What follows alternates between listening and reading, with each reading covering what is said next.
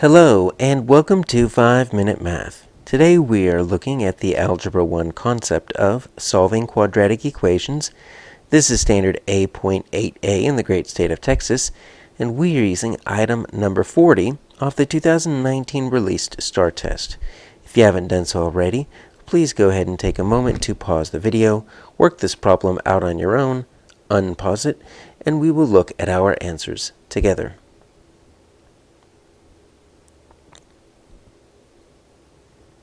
So we need to find the solution for one solution for this equation. We need to solve for x.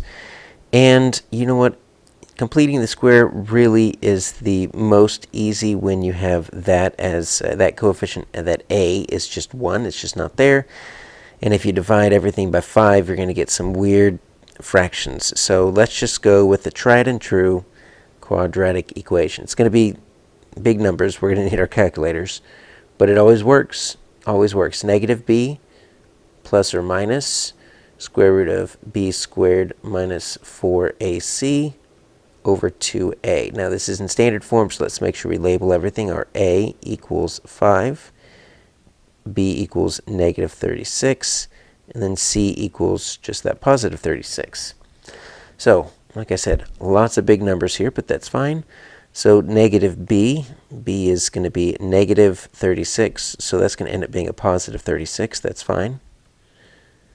B squared, that's going to be negative 36 squared, so that will take care of that negative, minus 4 times 5 times 36, all over 2a, so that's 2 times 5.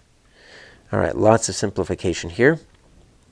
So those two are going to make positive, so 36 plus or minus, let's see, what is 36 squared? Square root of 1296 minus, now I do have a minus here, and that's going to be 4 times 5 times 36, 720.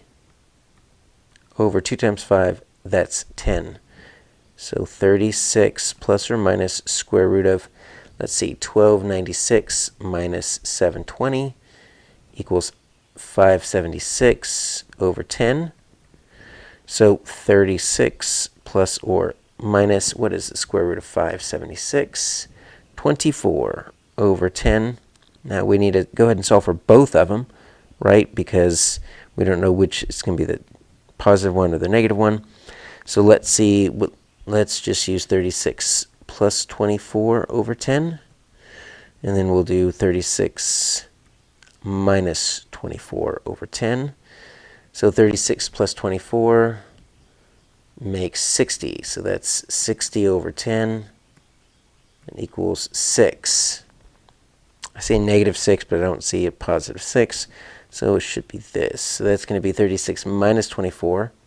That makes 12 over 10. Okay, so that makes 1.2. I do see a 1.2. Now, how do we make sure this actually works? Well, let's take this 1.2 and let's just plug that back in.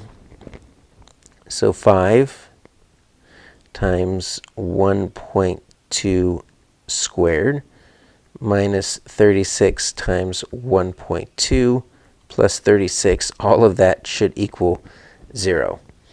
So if we did this right, so 1.2 squared is going to be 1.44. So 5 times 1.44 minus, let's see, 36 times 1.2, that's minus 43.2, and then plus 36 equals 0. So let's see, 5 times 1.44, 7.2.